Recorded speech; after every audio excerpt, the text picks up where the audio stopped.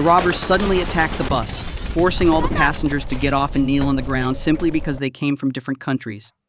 They acted ruthlessly, beating a man until he lost consciousness, while his lover could only stand by helplessly. When they discovered a Christian among the passengers, the robbers forced him to surrender all his sacred belongings in exchange for his life. Even though he tried to explain, the leader didn't bother to listen. Right in front of the children, he ruthlessly ended the man's life, then violently threw a child into the vehicle with the other hostages. Enraged, a woman charged straight at him, but she was immediately dragged onto the vehicle. The robbers were about to do something terrible to her. When her lover regained consciousness and managed to overpower the leader, he immediately ordered the robbers to drop their weapons. He then guided the woman and the passengers back onto the bus. However, she did not rush to get on. Instead, she ran to the vehicle holding the hostages and rescued the child who'd been taken earlier. Only after ensuring that everyone was safely on the bus did the man deliver a decisive blow, taking down the leader. He and the passengers boarded the bus and rushed to the hospital. He was Andre, a soldier in the Special Forces. After bringing his lover to safety, he immediately returned to his team. Meanwhile, the leader of the taxi gang, who had been brutally defeated by Andre, refused to accept his loss. He tracked down the bus driver and forced him to reveal Andre's whereabouts. However, even with his life on the line, the driver remained steadfast, refusing to give away Andre's location. At the hospital, as Yasna, Andre's lover, was recovering, she suddenly received a message that the doctor wanted to see her. However, the moment she stepped into the examination room, she immediately realized it was a trap. Waiting for her wasn't a doctor, but the leader of the taxi gang himself. He kidnapped Yasna along with other hostages and locked them in a cold, desolate warehouse. Approaching her, he gently ran his fingers through her hair and asked, Yasna firmly insisted that she knew nothing, but the gang leader didn't believe her. To intimidate her, he ruthlessly killed a hostage right before her eyes. When she still remained silent, he slowly turned toward a young girl, his gaze filled with menace. With no other choice, Yasna was forced to reveal Andre's whereabouts. Amid the chaos, the young girl's older brother managed to help her escape.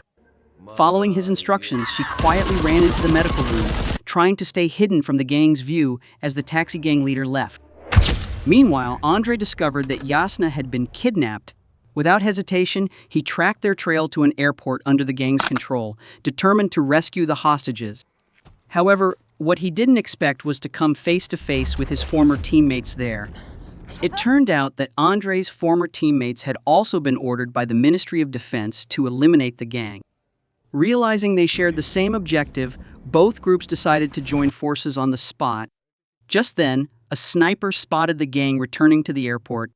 However, instead of charging straight into the base, they stopped outside and called the control tower. When they received no response, they used binoculars to scan the inside of the airport.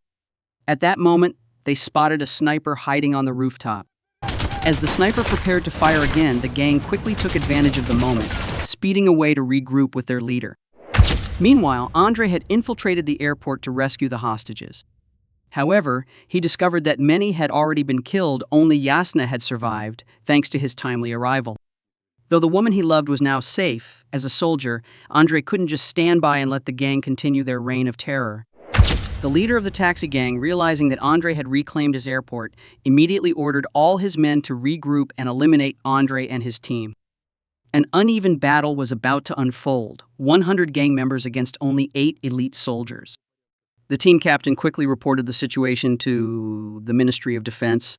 They decided to deploy the Marine Corps for reinforcement, but Andre's group had to hold the line until backup arrived. Could they withstand the assault for 10 hours? There was no time for hesitation. The captain immediately devised a battle plan. The vanguard team secretly planted mines along the main road leading to the airport, while the rest of the squad stacked fuel near the aircraft area and set additional explosives, ready to trigger a massive blast if necessary. The sniper quickly secured a high vantage point to monitor the entire area. Meanwhile, Yasna, a former nurse, searched the supply room for medical supplies, preparing for any emergencies. Just as everything was set in place, the sniper spotted a young boy unexpectedly wandering into their territory. The boy looked around cautiously before stopping in an open area, making the sniper even more wary. Suddenly, he made a provocative, throat-slitting gesture toward the sniper, then quickly pedaled away on his bike, leaving the airport.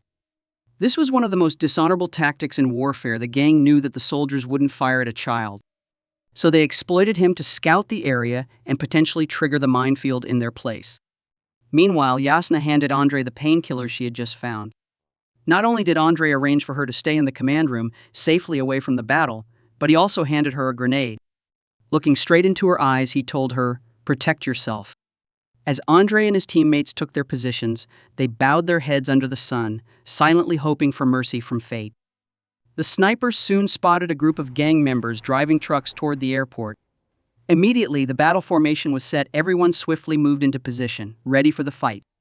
As the enemy trucks closed in, the gang members jumped out, weapons in hand, launching their attack immediately. One of them accidentally stepped on a flare, shattering the silence. The battle had officially begun. 8 soldiers against 100 gang members. The team outside wasted no time, detonating the hidden mines, blasting the enemy trucks into fireballs, and turning the battlefield into an inferno within the first few seconds. At night, the gang launched a massive assault but ran straight into the minefield. Those lucky enough to survive the explosions didn't escape the sniper sights. Andre and his team won the first round, but they had no way of predicting what would come next. After relentless bombardments, Andre's group suffered heavy losses. One of their comrades fell in battle, right on the spot. Overcome with grief, another soldier made a desperate decision. He drove a fuel truck straight into the enemy's mortar camp. The devastating crash obliterated the entire position, igniting a new spark of hope on the battlefield. 2 days later, with their ammunition nearly depleted, Andre was forced to return to the front lines to fight alongside his team. Despite their efforts to protect him, he was spotted by the taxi gang leader. A gunshot rang out. Andre fell to the ground. With the last of his strength, Andre gripped his gun tightly and pulled the trigger, using his final bullet to strike back. From a distance, Yasna witnessed everything. Her heart clenched, but instead of panicking, she chose to act. After calming a trembling young girl beside her, Yasna placed the grenade Andre had given her for protection into the girl's hands. Without hesitation, she sprinted toward Andre. Despite his exhaustion, Andre forced himself to stand, ready to fight to his last breath to protect Yasna.